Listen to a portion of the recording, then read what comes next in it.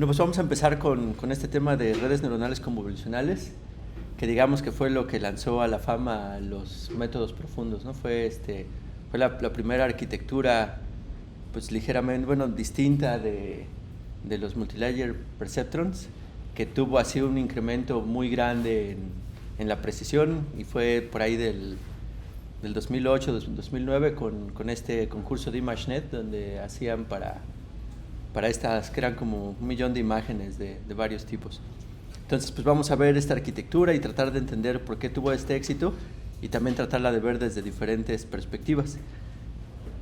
Y lo primero que vamos a hacer es tratar de ver qué hace, o sea, digamos que el qué, o sea, cómo es que hace el cómputo que recibe como entrada. Entonces, en esta arquitectura vamos a recibir como entradas imágenes, y esas imágenes las vamos a ver como matrices. Entonces, normalmente pues, son matrices que cada matriz va a representar un canal de los canales de colores de las imágenes. Es normalmente RGB, pero bueno, a veces también nada más es una sola matriz cuando la imagen es de blanco y negro. Y entonces una matriz de valores que van entre 0 y 255, me parece, o pueden estar normalizados también los canales, ¿no? Pueden estar de 0 a 1, que normalmente es de nuevo el RGB, el rojo, verde, azul. Entonces, lo que vamos a ver lo primero es el qué, o sea, qué es la red convolucional, y es cómo es el procesamiento para transformar de este tipo de entradas a ya sea una clasificación, o de hecho también hay muchos otros tipos de cosas, ¿no? También pudiera ser la salida regresión, también la salida podría ser otra misma imagen, donde ahora cada píxel, en vez de corresponder a un color, cada entrada de la matriz, en vez de corresponder a un color, puede corresponder a otra cosa. Normalmente, ¿a qué otra cosa puede corresponder en ese sentido, donde la salida también es una imagen?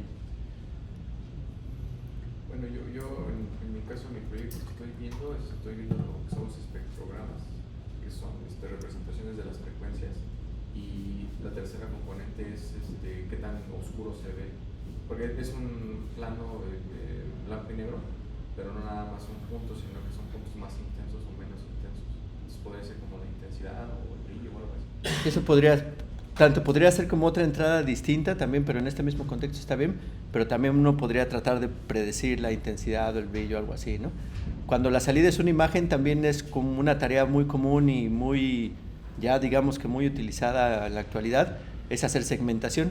Entonces, donde la salida es de las mismas dimensiones que la entrada, pero un píxel representa qué tipo de objeto está representado en esa salida. No sé si se han visto así, de que ya cuando sea el futuro, de que nos están espiando ahí por todos lados, pues ya la salida de la red neuronal es que todo esto corresponde a una persona y esto corresponde a un carro. Entonces la salida es pues igual una imagen, pero donde especifica cada parte de la imagen que corresponde. Entonces digamos que ese es el clásico problema de segmentación, donde la forma de la entrada es la misma que la forma de salida. Entonces, y así vamos a ver algunos ejemplos, ¿no? Entonces, la entrada son matrices que representan los píxeles de la imagen. Y bueno, y es lo que tenemos que resolver, ¿no? Entonces, tenemos que pues, manejar ese tipo de entradas que son imágenes y producir salidas igual, que pueden ser clasificaciones, segmentaciones. También podría ser una regresión. O sea, ¿qué ejemplo se les ocurre? Que la entrada es una imagen y la salida es un valor real. El MNIST. Pues el MNIST, ¿no? aunque es clasificación, aunque es la salida, aunque es más que binario clasificación, o sea, ya sería una clasificación, pero de 10 posibles clases, ¿no? Pero sí que sea un real, o sea, que sí se necesite 5.38 o 29.72. Pues sí, no sé, que fuera una imagen de un microscopio que le tomaron ahí a un lago, y queremos ver qué tanta concentración hay de un contaminante, ¿no? A lo mejor, por ejemplo, poder detectar ese tipo de cosas. Entonces, es un buen ejemplo. Y así podría haber un chorro, ¿no?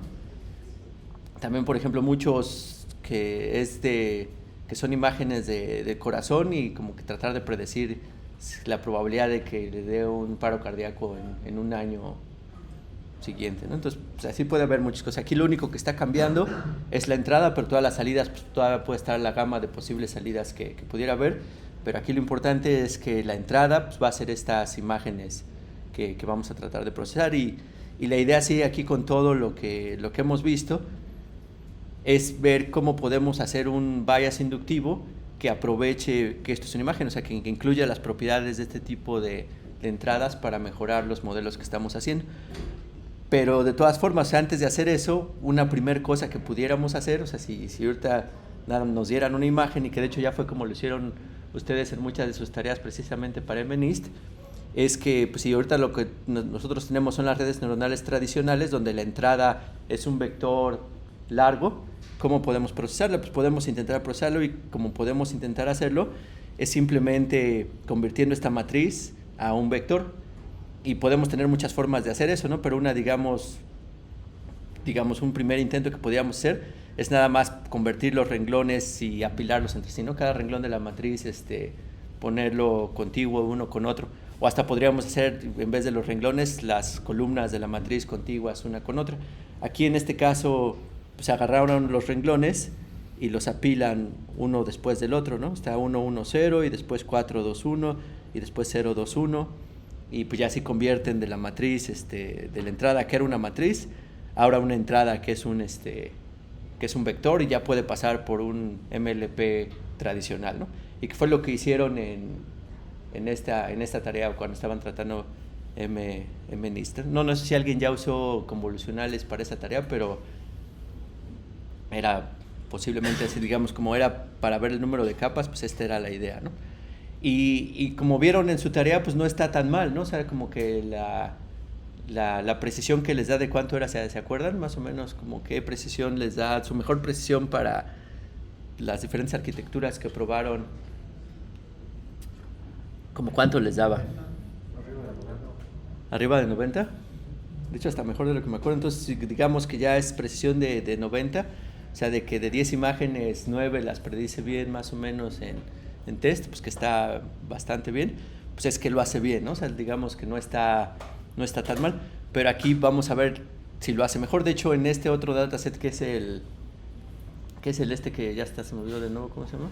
Que es ImageNet, ahí sí fue el salto de que estaba por ahí del punto 6 de precisión con este tipo de arquitecturas MLP, y sí saltó como hasta el punto 80 y tantos. O sea, sí fue un salto bastante grande y fue de nuevo, como les digo, cuando fue el boom de las redes convolucionales. Entonces, pues vamos a tratar de ver cómo es este nuevo modelo, esta nueva grafo computacional para computar este tipo de objetos que son matrices que representan imágenes, y después vamos a ver por qué esa arquitectura pues ha ayudado, y después hay un montón de variantes que salieron, esas no las vamos a ver o no muchas, tal vez las deje de tarea, pero bueno, ya veremos. Entonces, lo primero también, como muchas otras cosas que también es interesante, es que esta idea de red convolucional, pues en realidad, aunque tuvo su mayor éxito por ahí del 2008, 2009, ya había, o sea, digamos que la idea teórica de por qué eso podía ser importante ya había surgido muchos años atrás. No sé, de hecho, la idea principal de redes convolucionales fue de este investigador japonés ya desde 1980, ¿no? De nuevo, ya hasta ni yo había nacido en esa, bueno, a lo mejor sí, nada más me estoy poniendo, me estoy dando años, ¿no? Pero hasta ni yo estoy cerca de aquí de esta fecha, ¿no? Entonces ya tiene un chorro que la idea estaba ahí, pero de nuevo por cuestiones que de nuevo mucho el éxito como también lo vieron ustedes en su tarea, que mientras más datos, cuando los modelos son más complejos, pues es cuando más éxito tienen. En ese entonces, cuando se tenían bien poquitos datos y aparte el modelo no se podía hacer lo suficientemente grande, pues era difícil conseguir buenas precisiones o buenos modelos. Pero bueno, la idea estaba desde este entonces, desde el 80, ¿no? Creo que hasta este paper, aunque aquí está el título en inglés, yo no lo encontré en inglés, nada más lo encontré en japonés y pues no, a pesar de que veo mucho anime, no le entiendo, ¿no? Pero bueno. Entonces, y después ya fue digamos que al que se le acredita más esta arquitectura de red convolucional, que es a Yann LeCun, fue hasta pues ya 1998 que se propuso esta arquitectura, que es la que ya, pero todavía en este entonces no fue tan popular. O sea, en este entonces, aunque ya era este modelo que es el que ya conocemos ahorita actualmente, ya era el propuesto por LeCun, no fue sino hasta de nuevo 10 años después, que ya con el procesamiento y el número de datos adecuado, que fue cuando ya tuvo mucho mucho éxito, ¿no? Es un poquito de historia, que por cierto LeCun sí ha estado aquí en el SIG, ¿no? Sí lo lograron invitar en algún momento. Entonces, pues ya esta es la arquitectura que propusieron en ese paper LeCun y demás, y ya cómo se fue mejorando poco a poco. Incluye de estos elementos, ya viene la entrada, que es una imagen, y después lo que vamos a ver ahorita, que son estas operaciones de convolución. Pero ahorita nada más para darnos una primera idea es que si, y hasta vamos a pensar que ahorita la entrada pues es una imagen de 28 por 28 en este caso, y ahorita por simplicidad, aunque no es mucho más complejo, vamos a suponer que es un solo canal de entrada, ¿no? Entonces las imágenes o las entradas en este caso van a ser tensores de ancho por alto y por el número de canales, ¿no? Son la forma que vamos a tener. Y ya en la práctica, de hecho, también hay otra entrada más. ¿Cuál es la otra entrada más que tienen nuestros tensores? También porque igual ahorita lo vemos, ya por lo que han visto, ya cuando lo están viendo con PyTorch y todo, ¿qué otra, los tensores de entrada, qué otra dimensión tienen? Pues puede ser que es nula, pero ¿por qué es nula? ¿O qué es la que representa el otro? También es común, ya es algo que cuando vayan adquiriendo experiencia tienen que irlo, ya es el tamaño del batch, ¿no? O sea, porque ya normalmente en los modelos no entra una imagen sola cuando las entrenamos, entran el batch de tamaño 32 o lo que sea para su entrenamiento. Entonces, en realidad, hasta si empezamos a ver código, pues aquí va a haber otra dimensión más, que es el tamaño del batch. Entonces, después, pues la salida, aquí se ve que son un montón de imágenes. O sea, pareciera que la entrada es una imagen y la salida ahora son un chorro de imágenes, ¿no? Y si es así, o sea, vamos a ver qué representan cada una de esas imágenes. Y va a ser esta operación de convolución. Y otra operación que también va a ser útil son estas operaciones de pooling, que también vamos a ver qué significan, y ya después al final sí se aplana. O sea, al final de todas maneras sí vamos a aplanar todas las imágenes, aquí, imágenes entre comillas, o los resultados de los filtros, los vamos a aplanar y al final sí va a pasar por un MLP. Pero digamos que primero se va a hacer un procesamiento así de estas operaciones de convolución, y ya al final sí lo vamos a aplanar como si hubiéramos aplanado la imagen desde un inicio. Y lo que vamos a tratar de entender aquí es qué beneficio tiene toda esta parte de operaciones de convolución, y qué tiene ese beneficio de haber aplanado la imagen desde un inicio como ya lo hicieron, ¿no? Pero entonces esta es la arquitectura, y vamos a ver los detalles específicos de cada uno de estos componentes. Y pues vamos a empezar. Entonces la operación de convolución es una operación matemática, y cuando veamos cuáles son las intuiciones y de por qué esto funciona, lo vamos a ver con mucho detalle. Pero así por definición nada más, la operación es una operación matemática que tiene como entrada pues un tensor, bueno, dos tensores, un tensor que es lo que vamos a ver como el tensor de entrada, otro tensor que también es entrada, pero eso normalmente le vamos a llamar como el filtro, o sea, es el filtro de entrada, y la salida pues va a ser otro tensor. Entonces la salida va a ser otro tensor, y que va a tener dimensiones que va a depender de un parámetro que le vamos a llamar padding, que ahorita especificamos qué es. Y como está dada esa operación, al menos de forma explícita, pues va a ser, normalmente el filtro tiene las mismas dimensiones que la entrada, o que digamos que la señal de entrada, la imagen de entrada, que en este caso vamos a seguir pensando que son imágenes, porque esto de convolución también se puede aplicar a señales de una dimensión, o podría ser también de más de dos dimensiones. Por ejemplo, se puede aplicar a video también, o se puede aplicar a cosas tres dimensiones, ¿no? Que es importante que se tome en cuenta que normalmente siempre se aplica, o como lo enseñan en las clases o en muchos libros, a dos dimensiones, pero digamos que el concepto se puede aplicar a cualquiera de las dimensiones que sean. Entonces ahorita aterricémoslo a dos dimensiones. Entonces la entrada es una imagen, un filtro que tiene las mismas forma que la imagen, pero normalmente el tamaño del filtro es mucho más pequeño que el tamaño de la imagen. También no necesariamente podría ser del mismo tamaño, ¿no? Pero bueno, es mucho más pequeño, ¿no? Y entonces, ¿cómo va a ser esa operación de convolución? Ahorita vamos a verla de nuevo, como les digo, nada más de forma así explicada, sí concreta, pero después ya lo vemos con detalle, ¿no? Entonces, lo que va a hacer esta operación es que va a agarrar el filtro, o sea, vamos a agarrar el filtro de esta operación y lo vamos a sobreponer sobre la imagen que queremos aplicar la convolución, y lo vamos a sobreponer en la esquina superior izquierda de la imagen. Entonces, por ejemplo, aquí está este filtro sobrepuesto en la imagen original.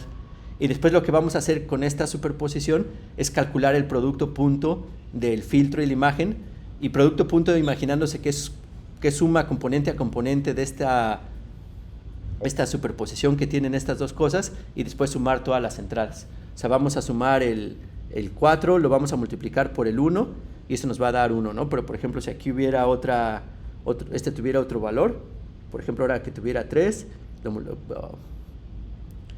lo multiplicamos por el 1, y ya eso nos va a dar 3, ¿no? Y así sucesivamente. Entonces hacemos producto punto, saber como si este fuera un vector, saber como si fuera el filtro un vector, y también este cacho de la imagen como si fuera un vector, hacerle un producto punto, que es multiplicar componente a componente y luego sumar todos esos resultados. Y eso va a ser la salida, va a ser una de las salidas de esa operación. Pero después lo que vamos a hacer es hacer un shift de ese filtro, una posición a la derecha, y vamos a hacer de nuevo esa misma operación. Entonces eso nos va a dar una siguiente salida. Y después vamos a hacer esa misma operación, o sea, vamos a hacer un shift de esa misma operación, y eso nos va a dar el siguiente cuadradito. Y eso lo vamos a hacer hasta que acabemos, hasta que ya no podamos hacer la operación cuando hicimos shift hacia la derecha, y luego ya hacer lo mismo pero shift hacia abajo. Y así nos recorriendo, y de hecho, si mal no recuerdo, pues esto debería tener una pequeña animación de eso. Entonces se está haciendo el shift de esa operación del filtro con esa operación, y esos son los valores que nos están dando. Entonces, por ejemplo, aquí el filtro está representado en amarillo, y sus valores están en rojo ahí abajo. O sea, de hecho aquí esta es una imagen que nada más, bueno, son filtros que nada más son valores de 0 y 1, pero por ejemplo el último valor, que es de 4, ya le voy a poner pausa. Por ejemplo, aquí el valor que fue de 4, ¿por qué? Es porque aquí el filtro es 1, 0, 1, 0, 1, 0, 1, 0, 1, 0, y ya cuando se hace producto punto con la imagen, que son los que están en grandote, pues nada más coinciden los unos en 4 posiciones, y por eso ahí es 4, ¿no? Y así sucesivamente. Otra forma, y también aquí, por ejemplo, ¿por qué la salida es un filtro de tamaño 3x3? Porque aquí pues nada más se puede, para que se pueda hacer esta operación de producto punto del filtro con la imagen, nada más se puede hacer el shift 3 veces, ¿no? Si se intentara hacer un shift una vez más, o sea, de 4 posiciones, ya no alcanza los valores de la imagen para hacer el producto punto con la imagen de entrada. Entonces, ¿qué se hace en esos casos? O sea, se puede tener una opción. Aquí esta es una que se le llama valid padding. No sé exactamente, alguna vez sí lo supe, pero ya se me olvidó de por qué se le llama valid. Pero aquí lo importante es que quede claro cuál es el mecanismo, y bueno, ya lo demás no importa, ¿no? Entonces, esto se le llama valid padding cuando nada más pueden aplicar el filtro mientras se pueda. Entonces, eso normalmente va a reducir el tamaño de la imagen de salida, por así decirlo, ¿no? Cuando tenemos esa cosa.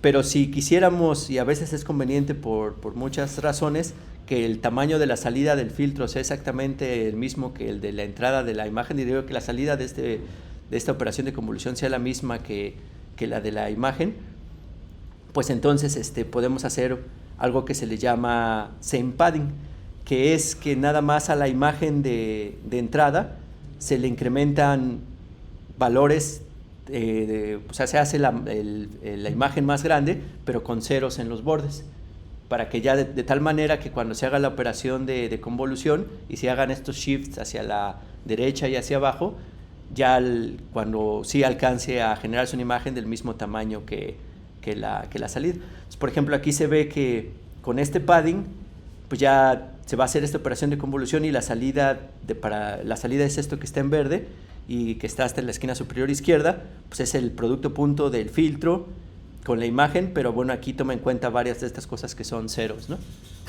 Entonces son estos ceros, y también si hago la animación, que por cierto viene aquí en esta dirección, pues ya pues está explicando qué se le está haciendo producto punto con qué, y son lo que está saliendo resultado en la parte de arriba, ¿no? Entonces en este caso es un filtro de 3x3, la imagen era de 5x5, pero la salida sí va a ser de nuevo una matriz de 5x5, y en este caso porque se utilizó el padding, ¿no?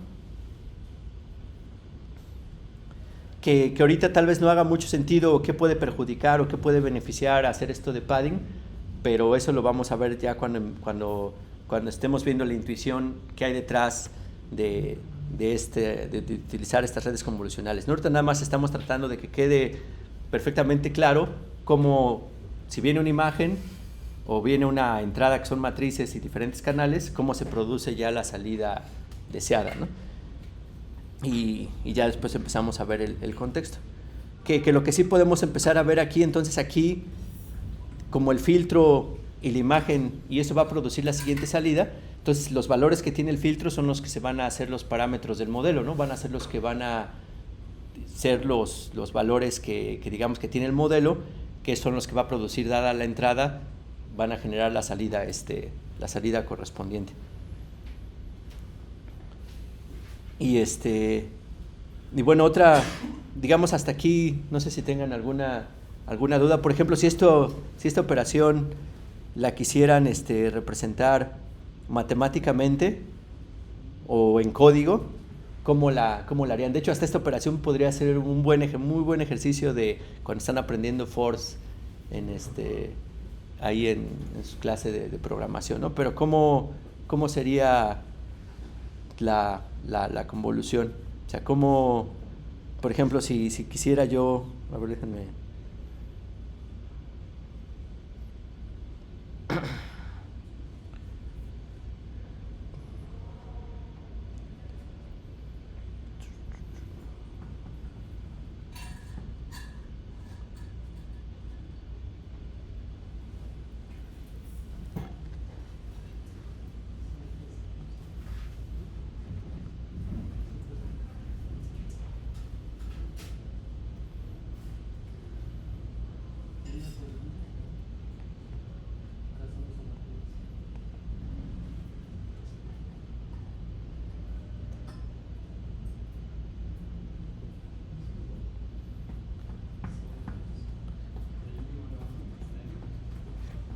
Entonces, ustedes, si quisieran hacer una convolución, entonces, pues de nuevo, si así nada más para de nuevo interpretarlos, la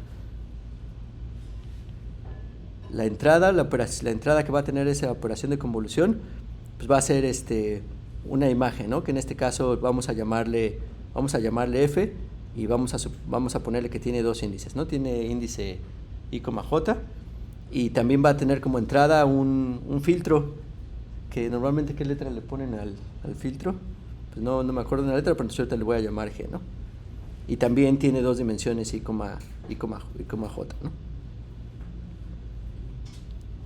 Y entonces la operación de convolución, o sea, como normalmente se escribe en matemáticas, que aunque esta operación de convolución es ligeramente diferente que la que está en matemáticas, pues pero ahorita nada más le vamos a poner así como asterisco, o sea, F asterisco G, y también va a tener entradas, también va a ser en este caso de dos dimensiones, ¿no? También va a tener entradas I, J.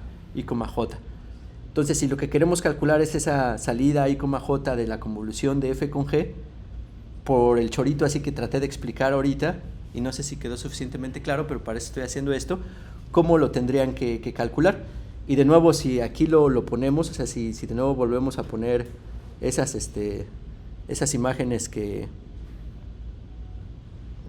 puse yo aquí, de nuevo vamos a poner un filtro de 5x5, nada más para que sea exactamente el mismo ejemplo que tenemos acá. Entonces este sería el ejemplo de F, y este sería el ejemplo de G, ¿no? Entonces este es F, y pues aquí va a tener diferentes valores, ¿no? Puede ser 2, 1, 1, 2, 3, 1, 0, 0, 1, 0, 2, 1, 1, 0, 3, 1, 0, 1, 2, 1, 1, 1, 0, 0, 0. Y supongamos que es 1, 0, 1, así también para facilitarnos, pues va a tener muchos ceros, ¿no? Para facilitar la operación, pero en principio puede ser cualquier cosa. Y entonces lo que dijimos es que, por ejemplo, así ahorita nada más así sin escribir la forma, digamos, ya genérica o como ya lo traducirían a código, si quiero yo hacer convolución de f con g y quieren la posición 1,1, ¿qué dijimos que era la salida de la posición 1,1? Ahorita el producto punto exactamente de estas dos cosas, ¿no? Entonces nada más tengo que hacer la superposición aquí y hacer el producto punto de estas dos cosas, pero entonces ahí sería, ¿qué sería el producto punto? Sería 2 más 1 más otro 1 y ya, ¿no? Entonces sería 4, ¿no? Entonces aquí la salida de ese en 1,1 debería de ser 4. Y la salida ahora en 1,2, o sea, hacer un shift hacia la derecha, o sea que sería ahora hacer un shift hacia la derecha, pues ahora sería hacer el producto punto de estas dos, de la sección de la función f y el filtro, ¿no? Y así sucesivamente, ¿no? Entonces, ¿cómo es esta operación?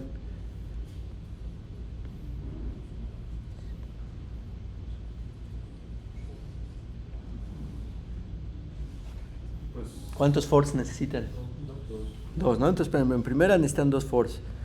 Y un for como que se representa como una suma y el otro for también como una suma, ¿no?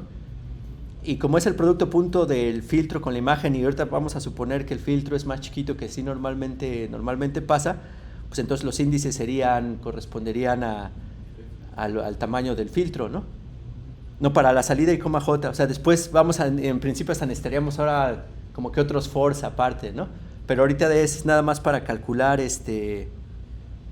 la entrada y coma j de la convolución, pero si ya queremos la salida completa, pues tendríamos que llamar a esto múltiples veces, ¿no? O sea, también haciendo otros fors que vayan recorriendo, que son los que van a ir haciendo el shift para moverse, pero digamos que ya dado que queremos calcular, o sea, por igual también antes de seguir con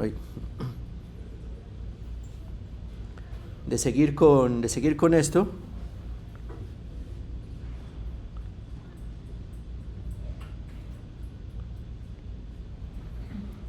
si aquí estoy haciendo convolución de f con g, entonces quedamos en que la salida va a ser aquí, ¿de qué tamaño sería la salida?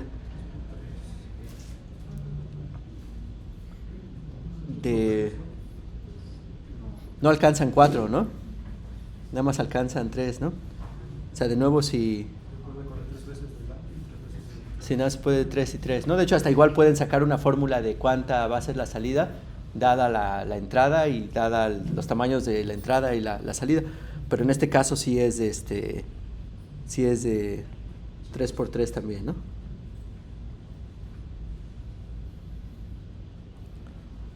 Entonces va a salir de 3×3 y ahorita lo que estoy tratando de hacer con esta operación es un I,J arbitrario, ver cómo se calcula esa entrada I,J arbitrario. O sea, que quiero ahorita calcular esta entrada I,J, ¿no? Pero la salida pues debería de ser pues, estas 9 entradas, ¿no? De 3×3. Entonces ahorita estamos calculando la I,J, o sea, estoy tratando de calcular la salida I,J, o sea, ya la salida I,J de esta convolución de f con g. Entonces pues podría tener aquí, pues como ya estoy utilizando aquí I,J, le voy a tener que aquí poner otros índices, le voy a poner k igual a 1 y aquí le voy a poner l igual a 1 también. Y como ahorita esto va a representar un producto punto, ¿no? Está representando el producto punto del filtro con la imagen. Entonces tengo que recorrer pues, todas las entradas del filtro y ver cómo multiplicaría eso con su correspondiente entrada de la entrada o de la función y hacer esto. Entonces de aquí como que ya de entrada veo que pues como es lo del filtro, pues esto va a ser hasta el tamaño del filtro, ¿no? Va a ser hasta, digamos que, bueno, no le he llamado nombre aquí, pero digamos que primero voy a poner que L, lo que se va a corresponder es al renglón, entonces ese va a ser el ancho del filtro, ¿no? Le voy a poner así, le voy a poner H de G, ¿no? Que es el ancho del filtro, y aquí le voy a poner el alto del del filtro, ¿no? H sería más bien el alto. Sí, el height, y entonces sería el W, ¿no? Entonces H del filtro y el W del filtro, ¿no? Entonces el ancho y el alto. Entonces, pero ahora, ¿qué tengo que hacer? Esa operación de convolución. Entonces ahorita primero, como estoy recorriendo el filtro, entonces aquí que queda claro que como voy a recorrer el filtro, pues esto va a corresponder a L y a K, ¿no? Estoy haciendo el primero L, que es el renglón, y luego el K, de hecho hasta al revés, ¿no?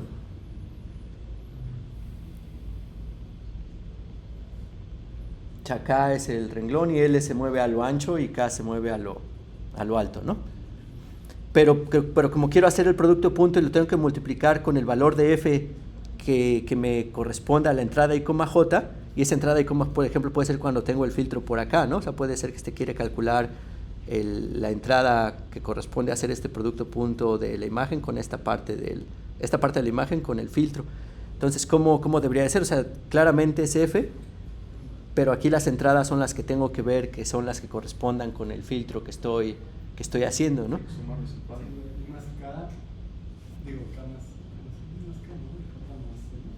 Sí, no, sería I más K y J más L, ¿no?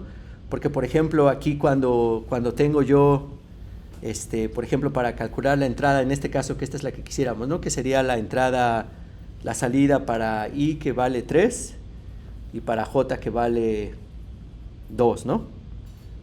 Entonces, para esta salida, ¿cuál es la entrada que le corresponde? ¿Qué es lo que tendría que calcular? Pues tendría que ser en esta parte de aquí, ¿no?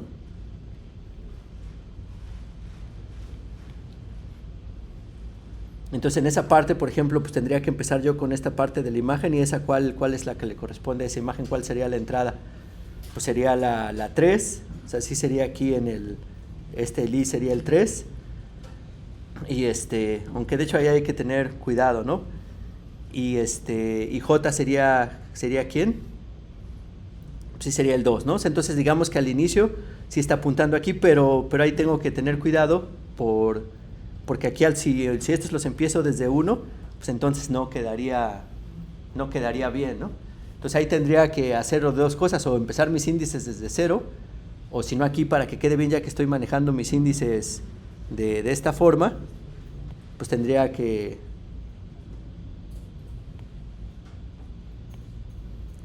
aquí nada más hacer un parche, así como cuando hacemos código, y ese parche sería ¿qué sería? -1, ¿no? Y pues ya esto sí me daría lo que quiero, ¿no? Pero de nuevo, pues aquí depende por ejemplo, si estamos usando Python, pues si ellos empiezan desde 0, entonces tal vez aquí hubiera sido mejor considerar los índices desde 0, ¿no? Pero aquí lo importante es que el mecanismo quede claro, y que uno, cuando está implementando el mecanismo, pues ya independientemente del del lenguaje de programación o de donde lo haga, ese mecanismo debe de ser el correcto, ¿no? Entonces aquí en el caso de convolución, o sea, esto es lo que representaría cómo es la operación para un I, J. Pero si ya queremos calcular la convolución, pues entonces esto mismo se tiene que hacer para los diferentes valores de I, J que se necesite, ¿no? ¿Sí tiene alguna pregunta o comentario de cómo es la operación?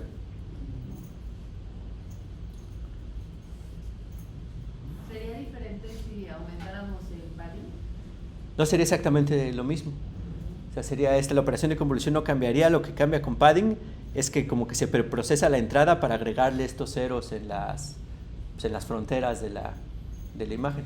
Entonces sería exactamente la misma operación, nada más que antes de hacer esta operación como tal, se preprocesaría la imagen. No es como yo lo haría habría que ver cómo lo hace PyTorch o cualquier otra librería, pero digamos que de manera lógica es como yo lo haría. Ya cuando hace gente librerías, pues tiene que considerar pues la eficiencia y sobre todo qué es más eficiente, tanto dado el hardware que se está utilizando, pues cómo se puede aprovechar, por ejemplo, en este caso, la paralelización de las tarjetas gráficas, y etcétera, ¿no? Que por ejemplo aquí se ve que es muy paralelizable esta cosa, ¿no? Son productos puntos entre matrices, o sea, eso se puede paralelizar a ese grano, pero también cada una de estas entradas se pueden calcular en paralelo. O sea, puede haber varios niveles de granularidad de qué se está haciendo en paralelo para calcular esta operación. Les digo, esta operación misma se puede hacer en paralelo, pero también ya calcular cada uno de estos I,J también se pueden hacer en paralelo. Entonces, pues también ahí está eso, ¿no? Pero sí, ¿alguna otra pregunta? ¿Por qué C y no sé, como la media de todos los valores? Sí, eso está interesante, ¿no? Y eso digamos que se va a poder ver o se va a poder responder tal vez ya cuando veamos o sea, qué significa la semántica de estas operaciones, ¿no? Pero sí, o sea, podría ser el padding podría ser la media de los valores que están ahí cerquita, ¿no? Cosas así, que también se hace. Pero bueno, ahorita lo contestamos. Hay que dejar esa pregunta ahí pendiente. Pero el mecanismo, digamos, sí queda claro. Y bueno, y también me llegué a esta parte porque digamos que la siguiente, que tiene una variante en las librerías y todo, es algo que se le llama el stride. Entonces el stride va a ser no hacer el shift de una posición en una posición, sino que se puede hacer en diferentes saltos, ¿no? Por ejemplo, de 2 en 2 posiciones, tanto hacia la derecha como hacia abajo, ¿no? Entonces el stride también va a ser una tupla de 2 elementos donde indica de cuánto va a ser el salto que está haciendo el tamaño del filtro. Por ejemplo, si es de 2 en 2, pues también la salida pues se va a dividir a la mitad de lo que era originalmente en la dirección X, pero y si también es 2 en la dirección Y, pues también se va a reducir en tamaño 2. También aquí, como está en imagen, en animación bonita, o sea, este es el siguiente elemento, que es stride 2,2, entonces va a estar haciendo saltos de 2 en 2, ¿no? Entonces, por eso es que la salida ahora ya es 3x3, aunque tenga aquí padding también en este caso, ¿no? Entonces aquí cuando hicieran el for, bueno, el cálculo sería exactamente el mismo que es el que pusimos, pero ahora ya el for que hace la operación externa sería la que ya tendría que tener saltos de 2 en 2 o del tamaño del padding que sea el que se especificó, ¿no? También la razón de ser del stride, pues también hay que analizarla en el contexto ya de la semántica de por qué esto es útil. Y ya lo vamos a empezar, todo esto ya lo vamos a empezar a ver después de los comerciales, que es cuando tomamos nuestro descanso, que yo tengo que ir a votar, entonces igual voy a tratar de no tardarme o lo menos que pueda, pero tengo que ir a votar. Ni siquiera sé exactamente qué, pero bueno, tengo que ir a votar.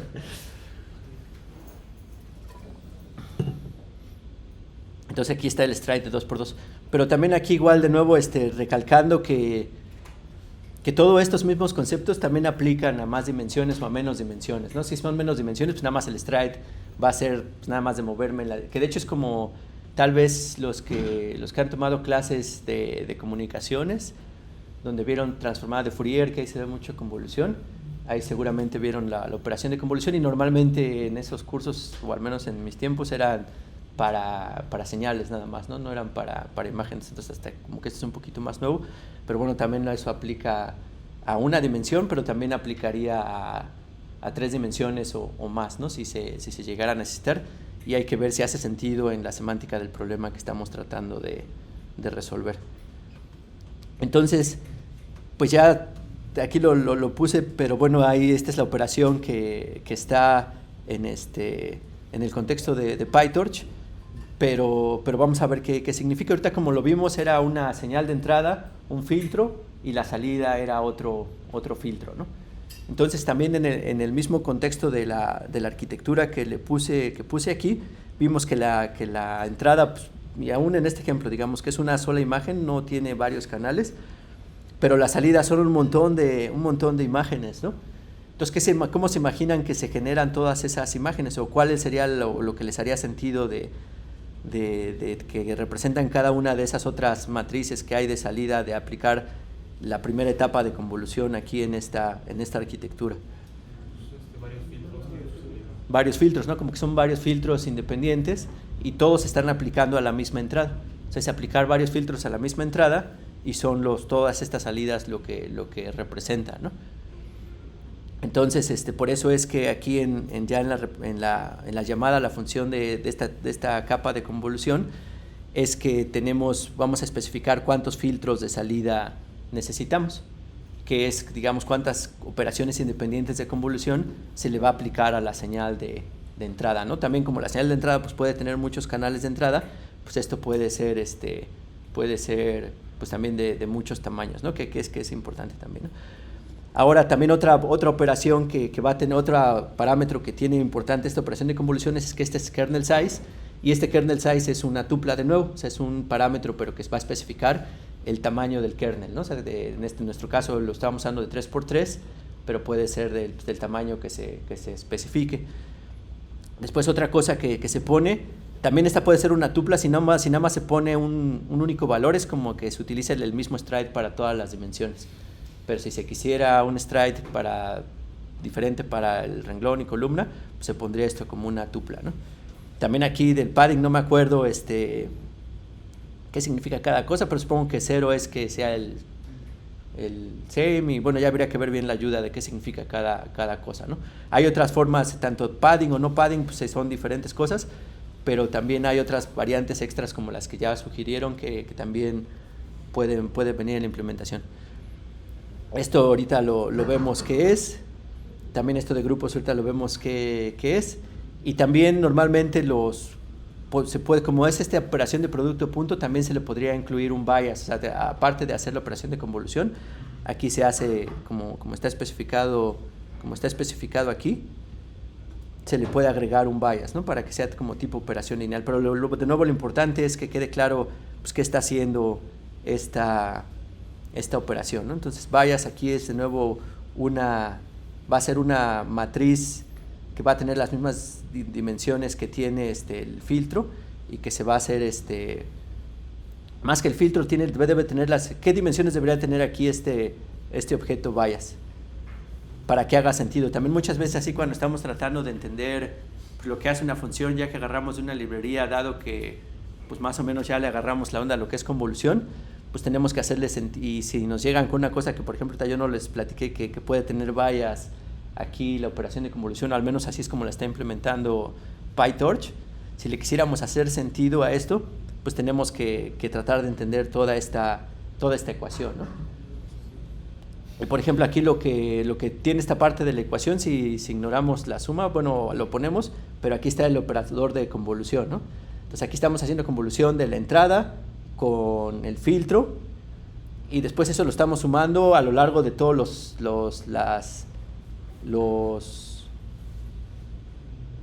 los canales que tiene la entrada, ¿no? A lo largo de todos los canales que tiene la entrada estoy haciendo esta operación de convolución, pero entonces esta salida, ¿qué dimensiones tendría? O sea, la salida de esta suma, ¿qué dimensiones tendría si todo es consistente?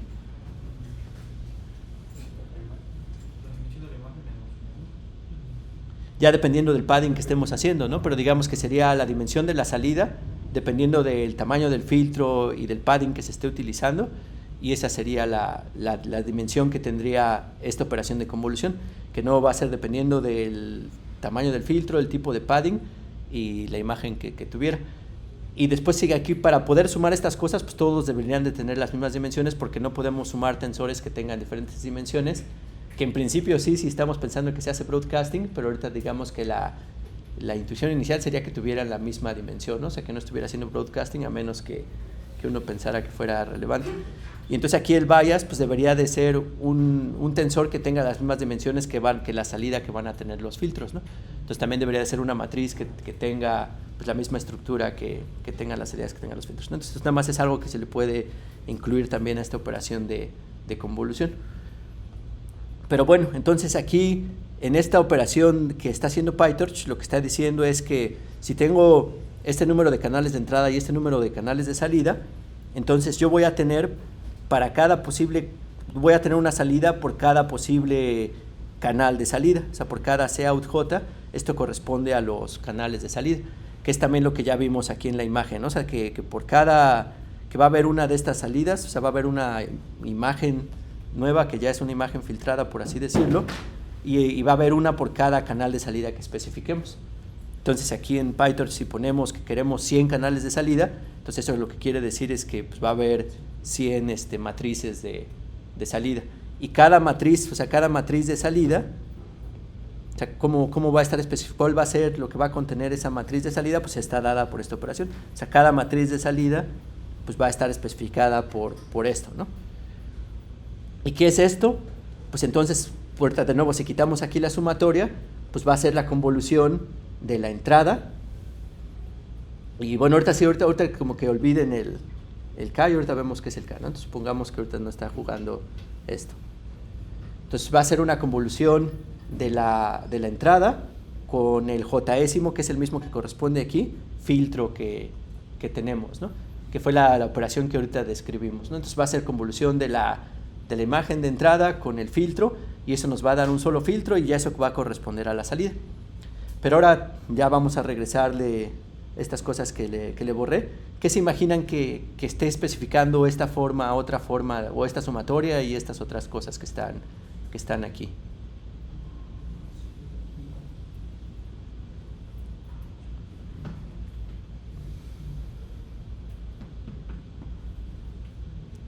Ahora aquí también, ahorita no está claro, pero precisamente ahorita para eso se los pongo explícito para que traten de responderlo. Pero la cosa es que aquí ahorita, como vimos toda esta explicación, era cuando era una imagen de un solo canal de entrada, y ya vimos que puede haber múltiples salidas, pues, aplicando para diferentes filtros que quisiéramos aplicar. Pero ahora, como desde donde empecé la clase, la imagen de entrada puede ya tener por sí misma varios canales, ¿no? Que en este caso que es el rojo, verde y el azul. Pero después también vemos que ya para la siguiente etapa, si quisiéramos aplicar otra operación convolucional, pues ya ahora la entrada, pues son todos esos filtros de salida de la entrada pasada, ¿no? Entonces también ya pueden ser un montón de filtros que se tienen que procesar. Entonces hay que especificar cómo va a ser la operación, ¿no? O sea, cómo va a ser la operación y cómo se toman en cuenta todos esos otros canales. Entonces aquí hay que tener claro, o hay que ver bien la ayuda de qué está especificando esta librería que se está haciendo. Entonces, si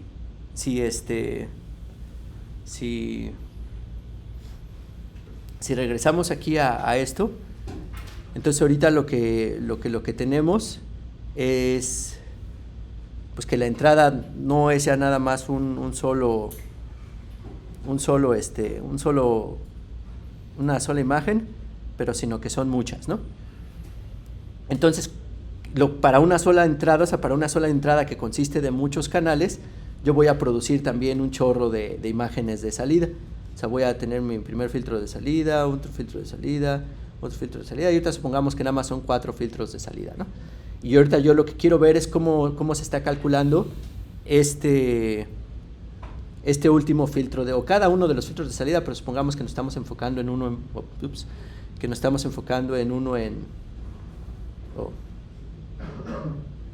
en particular. O sea, quiero calcular ese rojo, y quiero calcular ese rojo y tengo como entrada pues todas estas imágenes que están acá, ¿no? Entonces, ¿cómo lo estoy haciendo? Ahorita la primera versión que dijimos cuando nada más esto era uno solo, pues nada más era hacer convolución de esto con el filtro correspondiente para esta salida, que ya va a ser la que va a estar en rojo, ¿no? Sería cuando es uno solo. Pero cuando hay 3, como ¿qué se les ocurre que puede hacerse? Y también ahorita nada más es que quede claro cómo, y después ver que tenga sentido dada la semántica que le vamos a dar a estas operaciones de convolución. Pero por ejemplo, una muy sencilla podría decir, bueno, si tengo 3 canales para producir mi imagen de salida, le voy a asignar a cada canal un posible filtro, ¿no? O sea, voy a tener un posible filtro distinto para cada canal, y voy a hacer las operaciones de convolución pues, de imagen con su canal correspondientes a cada filtro. Entonces eso me va a dar 3 salidas, ¿no? Y luego lo que voy a hacer con esas 3 salidas, pues nada más las voy a sumar componente a componente, y eso va a ser la salida que va a considerar esta operación que está aquí, ¿no? Y digamos que es lo que está especificando, al menos aquí, que es lo que está haciendo esta operación. O sea, para cada canal, o sea, aquí esta sumatoria va sobre los canales, ¿no? O sea, va desde k igual a 0 hasta Cin, donde Cin es los números de canales de entrada que se tienen. Entonces está haciendo una sumatoria sobre el número de canales, entonces está haciendo operaciones de convolución por el número de canales de entrada que tiene que tiene esa parte de la operación convolucional. Entonces, por eso es que, y los pesos, pues también están indexados por este índice que va sobre los canales. Y ya después todos esos, pues nada más los sumo. Entonces, eso es lo que está haciendo para generar un solo de los filtros de salida de los posibles que especifiquemos aquí en Out Channels. No sé si quede claro. El filtro que hace la convolución con cada uno de mis canales es un filtro Es diferente, o sea, digamos que cuántos, por ejemplo, de hecho algo que va a ser muy importante y que es una tarea que les voy a dejar, o sea, cuántos parámetros va a tener cada capa convolucional que esté especificando. Entonces, en este caso, para cada canal de salida, necesito un número de filtros. O sea, supongamos que mis filtros son de 3x3, ¿no?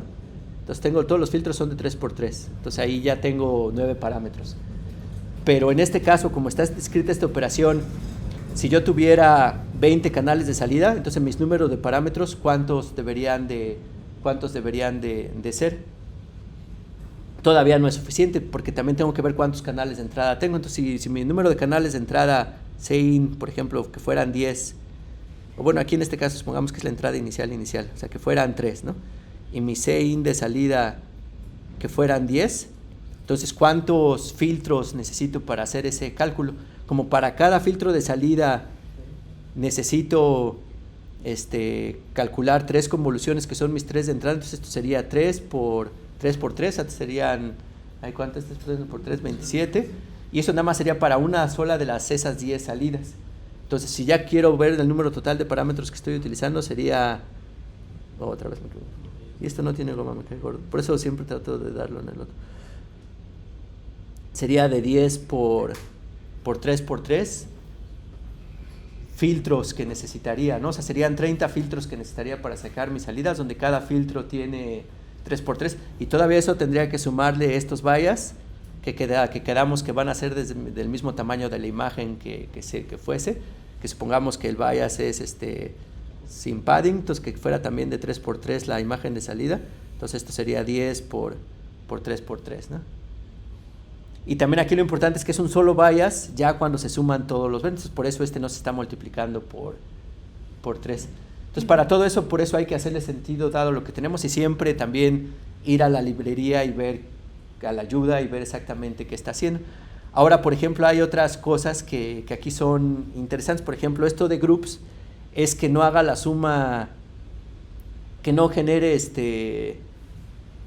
un filtro para cada posible canal de entrada, sino que los agrupe, los canales de entrada los agrupe. ¿Qué es lo que hace esto de grupos? Aquí es un solo grupo, entonces quiere decir que sí es un filtro, pero si son 2 grupos, entonces ya va a reducirse el número de filtros entre 2, y lo que va a hacer esta cosa es pues así dividir la suma dependiendo de los filtros que estén. O sea, también hay que ver exactamente qué está haciendo. O sea, ahí como yo no me acordaba, pues ya lo que tengo que hacer es venirte aquí a PyTorch y pues ver cómo haría la suma exactamente si se estuvieran utilizando grupos, ¿no? Y pues ya aquí ver qué significa y bla, bla, bla, ¿no? Entonces, pues eso no es la única forma, entonces puede haber, si uno especifica hay grupos que no sea uno, y ya ver si se tiene un filtro para cada grupo y ya después se suma el mismo filtro por grupo o no, o qué está haciendo exactamente. O sea, tal vez ¿qué estoy diciendo? Que aquí, en esta operación, eran diferentes filtros para cada uno de los canales de entrada y ya luego se sumaba. Pero si estos se agruparan... perdón. Gracias.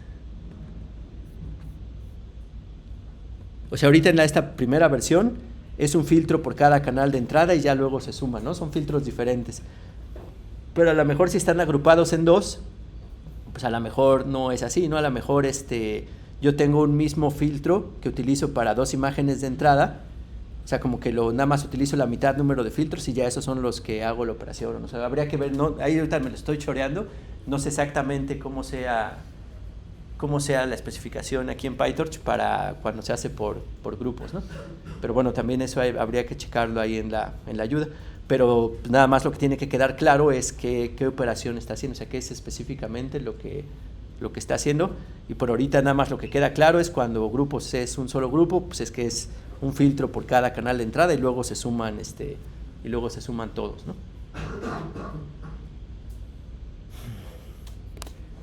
Bueno, entonces tómense su descanso y Para sacar todo esto. Oye, ¿qué es esto que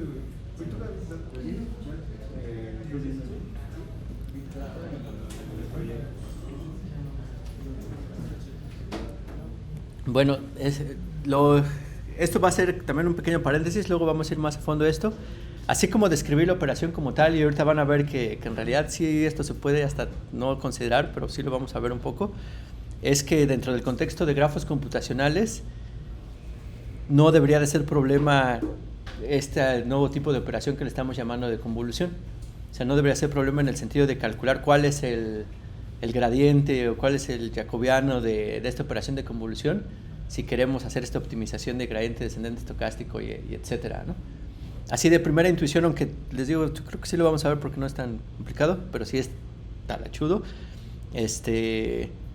¿Por qué sí es por qué sí es diferenciable esto y sí se puede poner dentro del grafo computacional así sin problemas?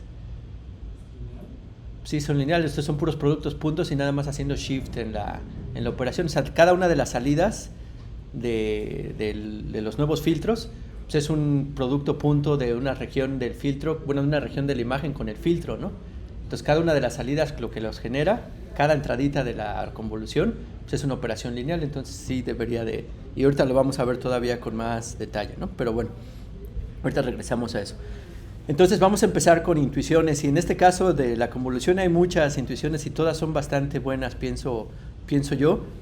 Y de hecho ya creo que había decidido empezar con la otra intuición, pero bueno, ya otra vez ya lo dejé así. Pero bueno, la primera intuición va a ser desde el punto de vista de teoría de aprendizaje estadístico, que fue con lo que empezamos el curso, ¿no? Y que traté de hacerle tanto énfasis.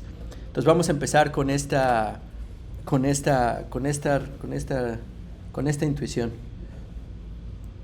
Entonces, a ver, vamos a ponerle aquí agregar otro. Entonces, así como describimos primero son dos cosas. O sea, la primera cosa es que esta primera forma de tratar de procesar imágenes que teníamos, o sea, cuando teníamos una imagen de 3x3, que nada más lo que hicimos fue aplanarla y después pasar esta imagen pues ya por una red, una red normal de múltiples capas. Pues esa fue la primera solución, que como vimos el punto 9 no está tan mal, ¿no? Hasta al menos para este problema que ya con el tiempo uno ha visto que no es tan complicado, que es de MNIST.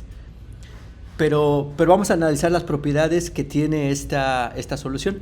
O sea, digamos que es aplicando MLP a MNIST, ¿no? Esa es la solución que teníamos aquí.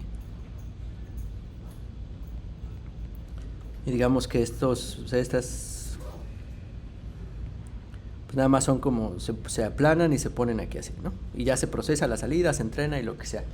Pero vamos a ver qué propiedades tienen este tipo de funciones en este tipo de contexto. Entonces lo primero que yo les voy a preguntar, a ver si están de acuerdo o qué piensan, es que si yo agarrara mi dataset aquí de MNIST, o sea, es un 8 o es un 7 o es un 1, así los números que dibuja una persona. Y voy a hacer y ustedes ya hicieron su entrenamiento, y cuando hicieron su entrenamiento pues se agarraron el dataset de train, de test, los aplanaron, hicieron el entrenamiento y les dio 0.9, ¿no? O sea, ya les dio en test, les dio 0.9 más o menos, ya cuando se entrenaron con todos los datos. Pero ahora les voy a sugerir el siguiente experimento imaginario, que hasta lo pueden hacer, igual vale la pena hacerlo, que es el siguiente. O sea, lo que yo voy a hacer ahora voy a hacer antes un preprocesamiento a todo el dataset de entrenamiento y también al de prueba. O sea, a los dos les voy a hacer este procesamiento. ¿Y cuál va a ser el procesamiento? Que voy a permutar todos los píxeles de mi imagen al azar. O sea, voy a generar una nueva imagen, pero donde ahora el píxel 1 va a estar tal vez aquí en esta posición, el píxel que estaba acá a lo mejor ahora se pasa para acá. O sea, voy a permutar todos los píxeles de la imagen. Entonces me va a quedar una imagen que ya no parece un 8, que ya no parece un 7 o que parece ya cualquier otra cosa, ¿no? Pero lo que voy a hacer es que esa permutación va a ser la misma para todas las imágenes. O sea, va a ser aleatoria, pero ya que una vez que la fijé, va a ser la misma para todas las imágenes que yo estoy tomando en cuenta. Entonces, y eso me va a dar un nuevo dataset donde las imágenes ya están permutadas pues, de acuerdo a una permutación aleatoria que ya es fija para todas las imágenes, tanto de entrenamiento como de prueba. Y después volvemos a hacer este mismo procedimiento, o sea, volvemos a entrenar y la pregunta es, ¿cuánta precisión creen que logren con ese preprocesamiento que se le hizo a la imagen?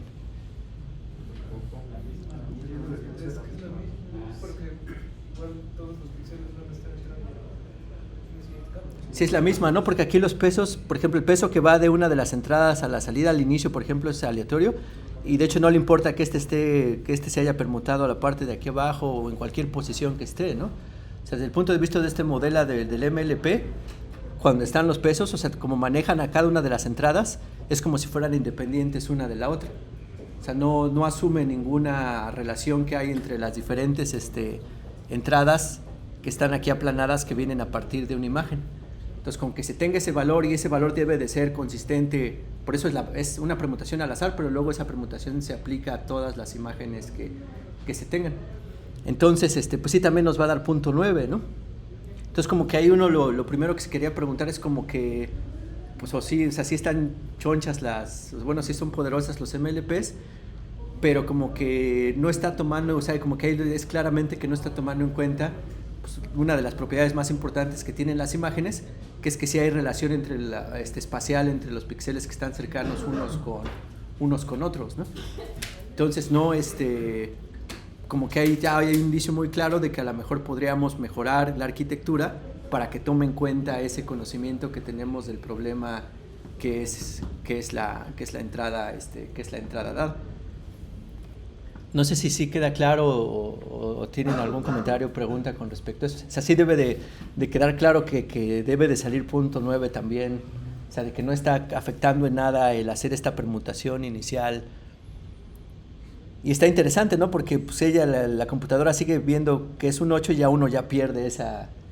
O sea, yo no creo que un 8 y un 3 ya cuando estén permutados los podamos distinguir entre como un humano. O sea, tal vez sí un 8 y un 1, porque ya lo que vamos a utilizar para distinguir es la densidad de píxeles, qué tantos píxeles estaban prendidos, pero si son números que se parecen en el número de píxeles que se representa el número, sí sería muy difícil con una permutación al azar que distingamos entre el uno y el otro, que tal vez sí ya después de que vemos muchas imágenes, ¿no? Pero al menos la primera sí que nos presenten, pues no. Entonces, pero por otro lado, con esta operación de convolución, pues sí se ve muy claramente que que está utilizando información local para generar esas diferentes salidas, ¿no? O sea, lo que sale en una posición, pues es el hacer el producto punto de todas estas, de toda esta vecindad o de toda esta región de píxeles con un filtro que ahorita también vamos a ver qué es lo que significa, pero ahorita desde este punto de vista de teoría de aprendizaje, pues nada más es como que un nuevo modelo que sí está tomando en cuenta pues esta localidad espacial que hay en las imágenes para producir su salida. Aquí con estas convoluciones, si hiciéramos esta permutación inicial que hicimos, sí ya la salida sería distinta, ¿no? O sea, ya no sería exactamente lo mismo lo que saldría, y ahorita vemos también por qué, ¿no? Pero bueno, a lo siguiente que voy es que la convolución, o sea, este es como que el primer paso, ¿no? Que ya quede claro. Ahora, el siguiente paso es que la convolución, de hecho sí la puedo ver como un MLP normal, pero con ciertas restricciones. O sea, yo esta misma operación de convolución que hicimos ahorita, la puedo ver como un MLP, pero con ciertas restricciones. ¿Y cuáles son esas restricciones? Entonces vamos a ver en qué sentido es que es lo mismo una convolución que esta operación del MLP, que es el aplanado. O sea, supongamos que tengo esta misma entrada, pero quisiera representar la convolución, pero quisiera ver cómo se ve esa convolución, pero quisiera verla como un MLP. O sea, quisiera ver la convolución como un LP, qué son las restricciones o las condiciones que tendría que satisfacer. Entonces, lo primero que es aplano estos vectores de entrada, ¿no? Y después también lo que significaría es que también necesito aplanar mi salida. O sea, digamos que mi salida de convolución, pues también ese es un objeto de, ya dependiendo del padding, etcétera, pero supongamos que también es de 3x3, entonces también aplanaría mis salidas, y entonces estos son los que van a representar mis salidas de mi MLP, ¿no? O sea, esta sería la primera salida de mi filtro de salida, esta sería la segunda salida, y así en ese orden también aplanado, ¿no? Pero entonces, para calcular mi primer salida en la convolución, ¿qué es lo que hacíamos? Pues lo que agarraba era que primero ver quiénes afectan esta salida, ¿no? Entonces, los que afectaban esta salida en un filtro de 3x3, pues a lo mejor pues, si eran por un filtro de no sé, o sea, pero a lo mejor si eran estos los primeros dos de estos, pero después ya no se tomaban en cuenta los de abajo y tal vez todavía alcanza a tomar ahora los otros dos de estos, ¿no? Que fuera uno de 2x2, ¿no? ¿Sí? Asignar ceros a los que no. Y después ya lo demás ya no le afecta, ¿no? Que en una red convolucional, de una red MLP normal, pues a deberían de llegar de todas las aristas o pesos de todas las posibles entradas, ¿no? Es como está la especificación de todos contra todos. Pero sí, aquí de hecho a nada más le van a llegar estos, que el número de entradas va a corresponder al número de tamaño que tiene el filtro, ¿no? Pero todavía eso más aún, a lo mejor ahora la siguiente entrada, o sea, la que corresponde, por ejemplo, a, no sé, o sea, por ejemplo, estas 4 para que quede lo más claro posible, vamos a dibujar aquí uno de 5x5 y nuestro filtro de 3x3, ¿no? Y de nuevo, cuando hacemos convolución de estas dos, pues aquí nos va a quedar nuestra salida de 3x3. Y de nuevo aquí cuando estamos viendo cuál es esa salida de aquí, esta es la salida A, y aquí también voy a poner que esta es la salida A. Entonces, ¿cuáles son de la entrada? ¿Cuáles son las que le correspondían a esa salida A? Pues son lo que serían todas estas entradas, ¿no? Lo que debería de corresponder para producir esa salida. Y si ya la vemos aquí, pues serían los primeros 3 elementos de cada uno de estos, de los 3 primeros filtros. Aquí como es de 5x5 debería de haber 5 renglones apilados, ¿no? Entonces lo que le correspondería a esto pues serían los primeros 3 de cada elemento. Y así es como se calcularía eso. Pero ahora para la neurona, por ejemplo, la que está aquí, o sea, la 4, ya sería la que está acá, ¿no? O sea, sería esta la neurona B, por ejemplo. Entonces las pongo en azulito mejor. ¿Quiénes son los que van a afectar a esa neurona de la entrada? ¿Quiénes serían? Serían los primeros 3, el 2, 3 y 4. Sí, serían estos de acá, ¿no? Entonces serían sí, estos dos mismos del primer renglón, del segundo renglón, serían los primeros 3, ¿no? O sea, serían aquí o sea, sería este y aquí otro, ¿no? Y del siguiente renglón también los primeros 3. Y también del otro renglón también los primeros 3, ¿no? Pero ya nada más, ¿no? No son esos.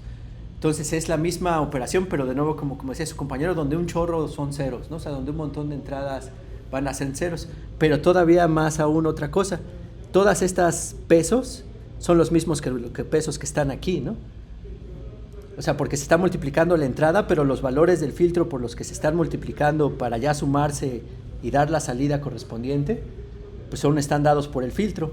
Entonces todos estos pesos son los mismos pesos que están aquí.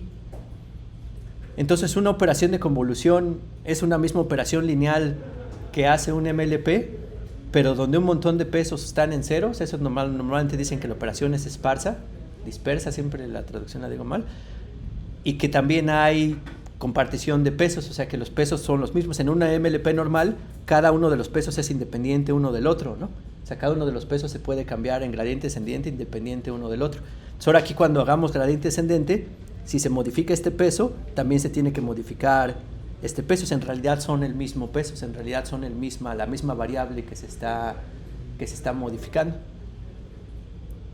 Entonces, desde este punto de vista, que se ve que en realidad, aunque pareciera que es más complejo una red convolucional, o sea, al menos costó un poquito más de trabajo describirla, no nada más es operación de una matriz por el vector de entrada más un bias. O sea, aquí había detalles que se estaban haciendo. Al final de cuentas resulta que sí es una operación lineal, pero donde esa matriz tiene unas propiedades específicas. De nuevo, que es esparsa y que varios de las entradas de esa matriz pues, se comparten unas con otras. Entonces, de entrada, pues es una operación de un MLP, pero mucho más sencilla en términos, por ejemplo, del número de parámetros que tiene, ¿no? O sea, tiene muchos menos parámetros, porque muchos son ceros y muchos otros son el mismo para la matriz esta W. Entonces, en realidad estamos haciendo el modelo más sencillo. En realidad, desde el punto de vista de teoría de aprendizaje, estamos haciendo el modelo más sencillo, menos poderoso, porque esta ya no tiene, o sea, si se tuviera que entrenar pues, para un conjunto de datos arbitrario, pues es mucho menos poderosa, ¿no? O sea, antes teníamos toda la flexibilidad de poner cada uno de los pesos a diferentes valores, y ahorita ya perdemos esa flexibilidad, o sea, ya perdemos la flexibilidad de poner esos al valor que se necesitara para reducir el perdón.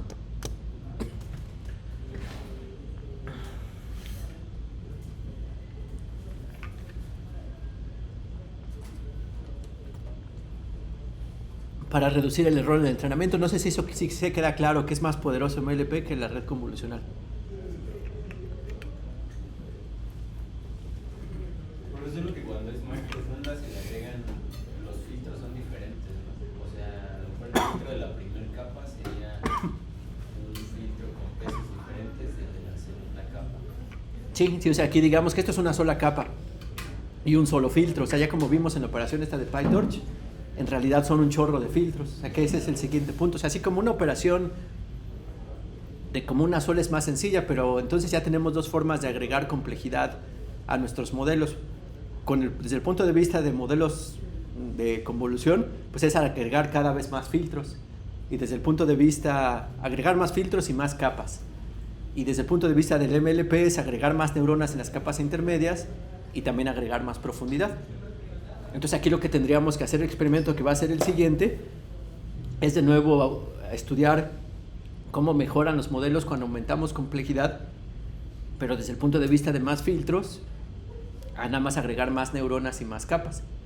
No sé si me explico, o sea, de todas maneras lo voy a especificar en la tarea cómo es, pero aquí es de nuevo tratar de comparar el número de parámetros total que tiene el modelo y cómo con el mismo número de parámetros ver si es más eficiente estos modelos convolucionales para cuando las entradas pues sí tienen esta propiedad espacial de que hay relaciones espaciales, ¿no? O sea, que es lo que está tratando de aprovechar esta cosa.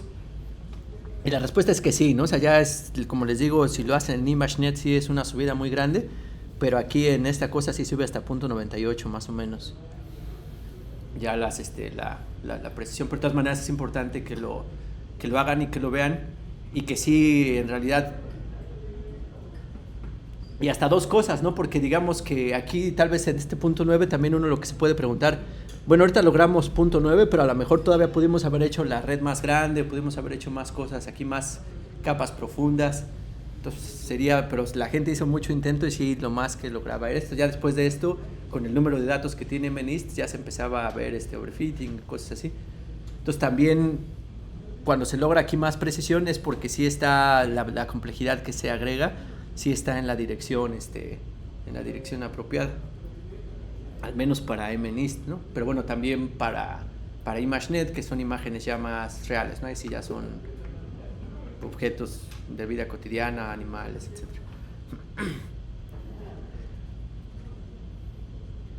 Y sí, o sea, digamos que entonces las redes convolucionales, ¿cómo se hace más complejidad? Pues agregar más filtros como esto nada más sería lo que correspondería a un filtro, pero se podría agregar, cuando hay más filtros, pues es como agregar todavía más neuronas, y así, o sea, se debería ver cuál es el equivalente, ¿no?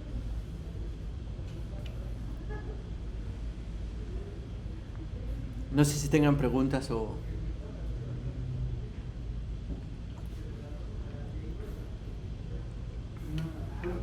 Nada más, una capa es un subconjunto de dimensiones de nuestra entrada.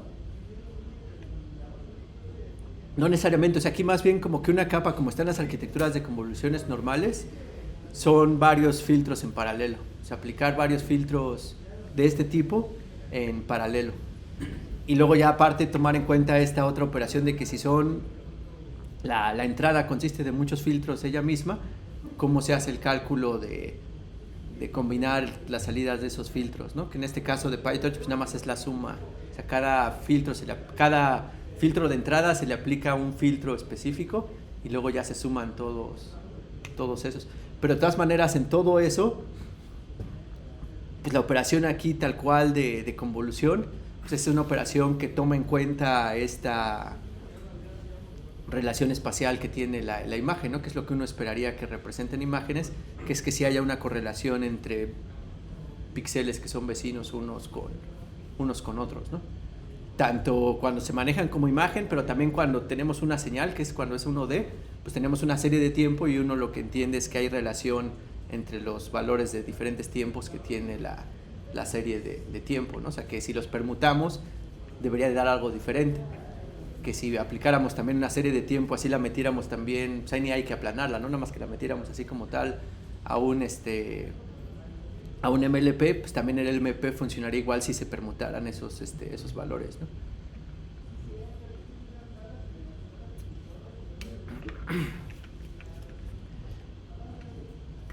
Bueno.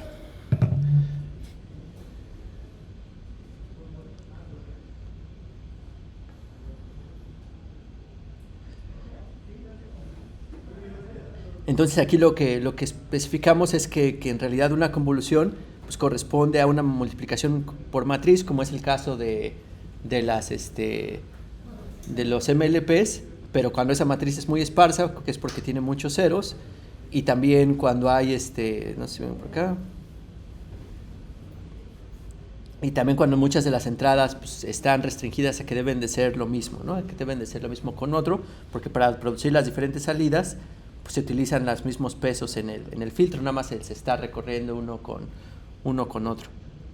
Entonces, de nuevo, en ese sentido es que pues que estamos haciendo, de hecho estas dos, sobre todo al de cuando le dicen que los parámetros están atados uno con otro, es como una forma de regularización para métodos profundos. O sea, estamos haciendo el modelo más sencillo, estamos restringiendo a que varios pesos deben de ser los mismos.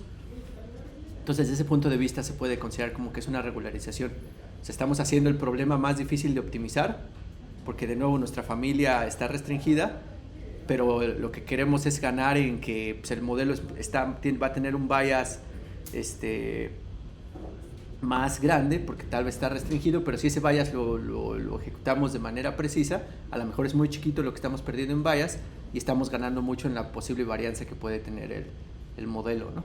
O sea, de nuevo, que es la idea clave de combatir el overfitting, o sea, perder un poco en el bias, entonces el error de entrenamiento va a subir, pero que en realidad se combata la varianza para que ya a la hora del error fuera del entrenamiento no se dispare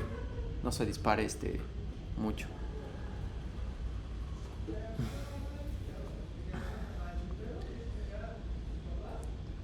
Y bueno, y entonces ahora vamos a ver ya de entrada, o sea, con esto pues es como que un punto de vista desde teoría de aprendizaje, de que sí, ver que sí el modelo es más sencillo y que sí el modelo está tomando en cuenta esta información espacial, pero ya esta forma particular de cómo lo está tomando en cuenta, por qué es buena, o sea, en qué sentido es útil o por qué sí ha sido exitosa, aunque yo ahorita hay pues, otras versiones que también son exitosas, pero también se puede ir a analizar desde ese punto de vista, pero ¿por qué esta versión en particular?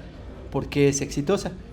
Y la vamos a ver desde el punto de vista de análisis de señales, y como les decía cuando vieron en su curso de convolución, de análisis de señales, cómo esa convolución en 1D podría ser útil.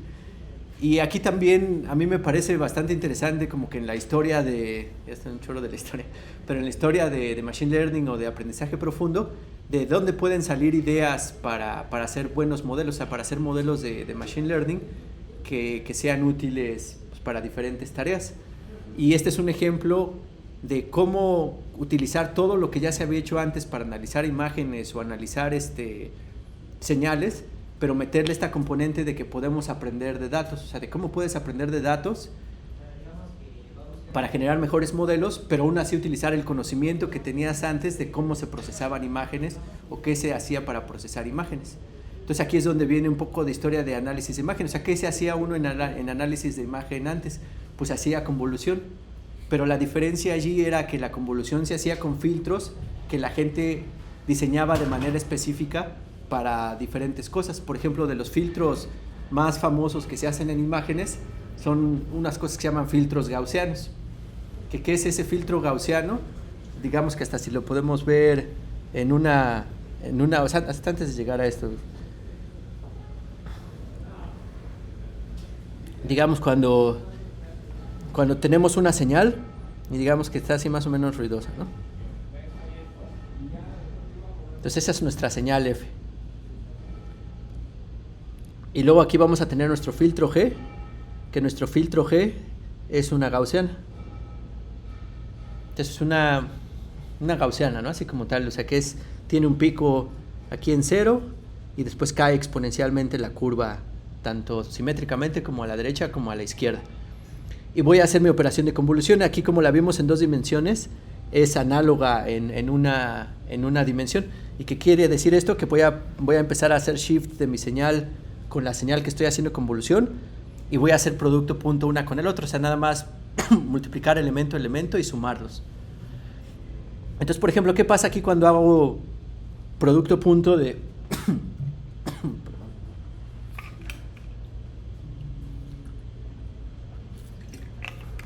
Así semánticamente, ¿qué va a significar hacer el producto punto de esta señal gaussiana con la señal de adeveras F que tengo aquí? ¿Qué va a producir como salida aquí? O sea, que ya la salida de hacer convolución, pues va a salir un valor aquí, ¿no? Que ya es aquí de convolución F con Q. Y para la posición aquí, digamos que esta es la posición X, ¿cuál sería el resultado de la salida de esa convolución? Pues igual en análoga, como lo vimos, tendría que ser multiplicación componente a componente de los elementos de las señales en las diferentes posiciones y luego sumarlos.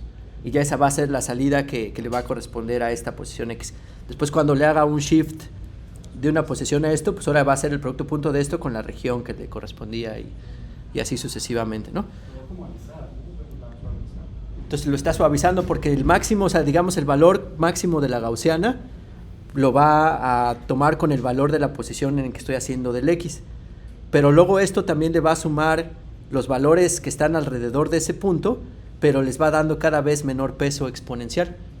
Entonces va a ser un promedio de todos los valores que están alrededor del punto donde ahorita está el shift de la convolución, pero donde el peso más grande es el del valor como tal, y después los pesos de los valores alrededor están cayendo exponencialmente.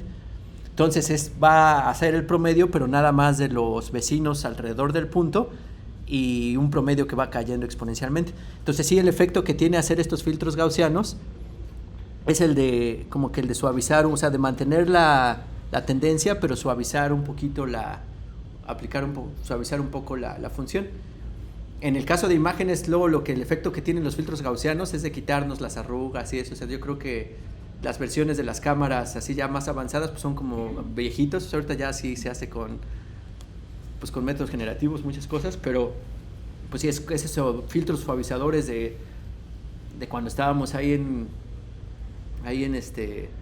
¿cómo se llama el software ese de... ¿Cuál?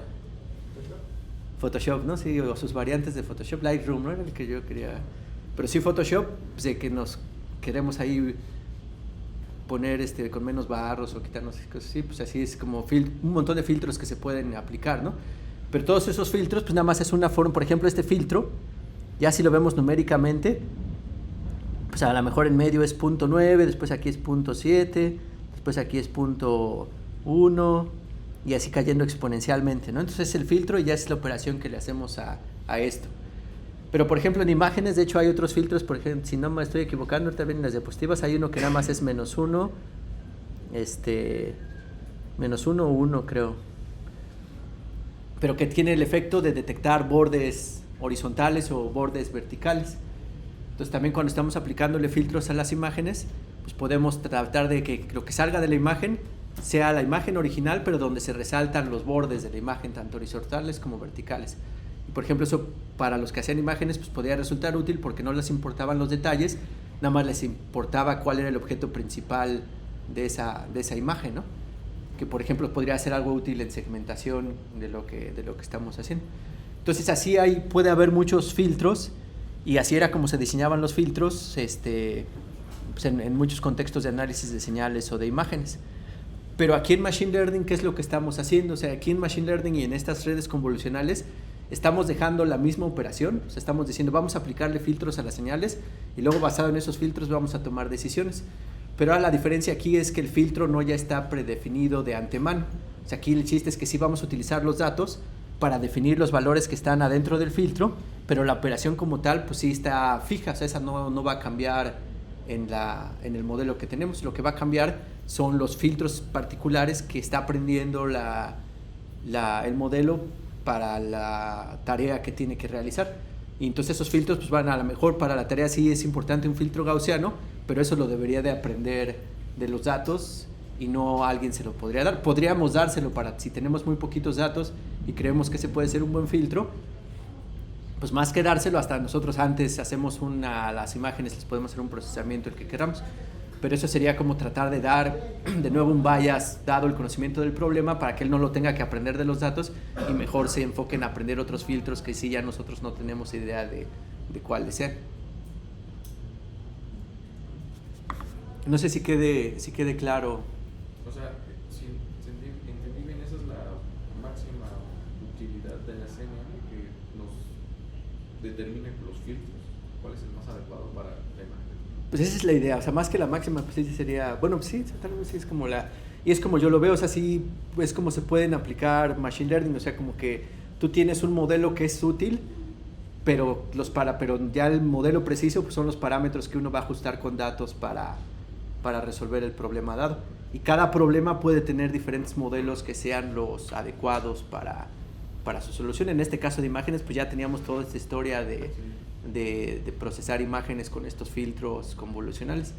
Pero aquí en Machine Learning, los valores de los filtros, pues se aprenden a partir de los datos y gradiente descendiente y todo este chorro. Sí, porque antes yo siempre me había preguntado, ya había visto un poco esto, ¿cómo le hacían para que se les ocurriera esa combinación de este vectorcito o esa matricita que sí iba a ser un filtro para tal?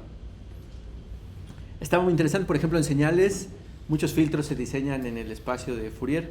O sea, porque para una señal, por ejemplo, lo importante era quitarle la parte de altas frecuencias, entonces en Fourier eso nada más es hacer borrar todas las componentes de alta frecuencia, y ya cuando es la transformada inversa ya te quedan valores del filtro medio raros, pero tú sabes que en Fourier eso corresponde a eliminar los componentes de alta frecuencia. Entonces mucho de señales de una dimensión era pues al hacer los diseños en Fourier de pasabajas, pasaltas, pasabandas.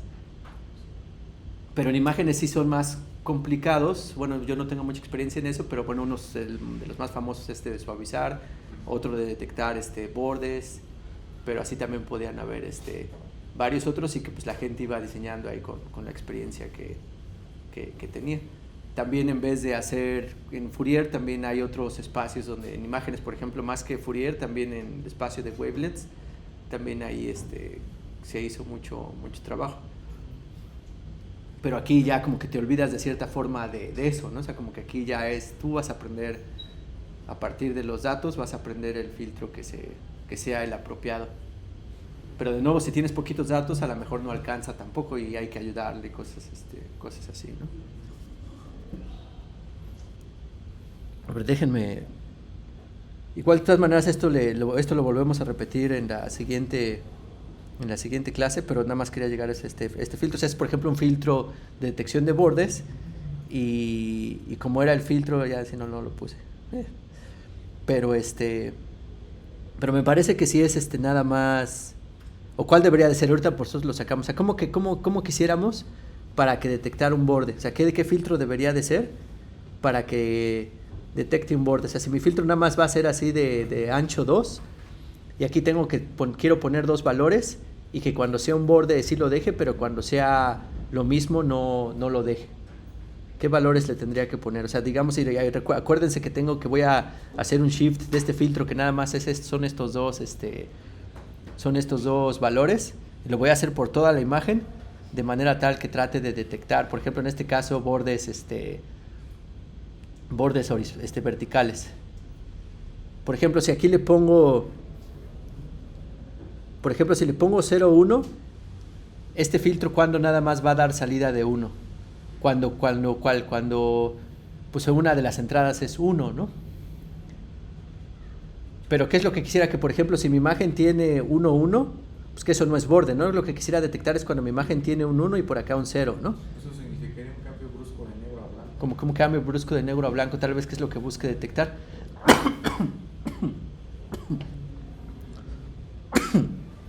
Entonces, por ejemplo, si mi filtro es -1 más 1, cuando pase por un 1 a 1, sí lo va a dejar en 0, ¿no? Entonces, a lo mejor ahí sí lo está haciendo bien, ahí sí está pues poniendo en 0 todo lo que no está detectando un borde. Pero cuando pase en una parte que es 0 y 1, ahí ¿cuál va a ser el resultado? Pues sí va a ser de 1, ¿no? Y siempre que sea del mismo color, pues lo va a dejar en 0, y cuando sí sea un cambio, pues sí lo va a detectar en un valor, y mientras sea más brusco ese cambio, lo va a amplificar más, ¿no? Entonces podría pues entonces el -1 más 1, pues sí se puede intentar ser como que un filtro que detecta cuando hay cambios bruscos, cuando estamos moviéndonos horizontalmente. Que si tienen un borde vertical, pues tal vez sí lo identificaría aplicándole este filtro a esa imagen, ¿no? ¿Y el filtro no podría ser una operación? Como por ejemplo, en vez de que sean un par de números, que sea, tal vez nuestro filtro sea la suma de los números, para que si es solo en uno, detecte el cambio. O, bueno, en ese ejemplo, como, porque si los dos son 0, da 0 de suma, ¿no? Si los dos son 1, da 2. Solo hay un cambio cuando hay 0 y 1. O bueno, no sé si... Sí, o sea, uno podría intentar varias cosas. Digamos que esto, y de nuevo es así como que, ¿cómo hago mi modelo de Machine Learning? Que sea, bueno, pues ya heredo de todo lo que hacían de convoluciones y lo poderosa que son las convoluciones para hacerlo, ¿no? Pero a lo mejor si a alguien se le ocurre otra operación que también tome en cuenta esta topología local, que sea diferenciable, etcétera, pues puede proponerla, ¿no? Y si sale algo chido, pues ya saca un paper. Pero ahorita aquí la idea es que como convolución pues es poderosa y se utilizaba, pues nada más con Machine Learning pues le hicimos paramétrica.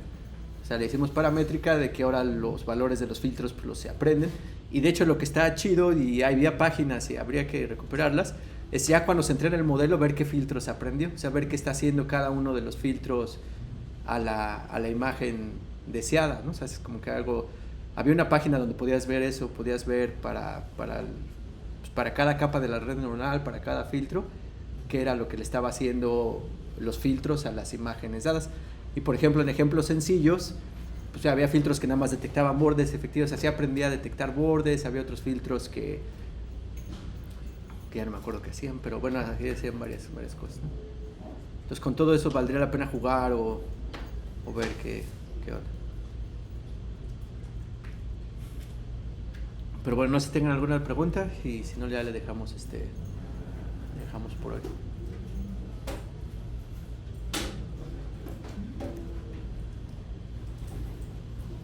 Entonces vayan estudiándole a PyTorch de cómo se hace para la tarea que les voy a dejar. Yo creo para este jueves se las pongo, y de este miércoles se las pongo.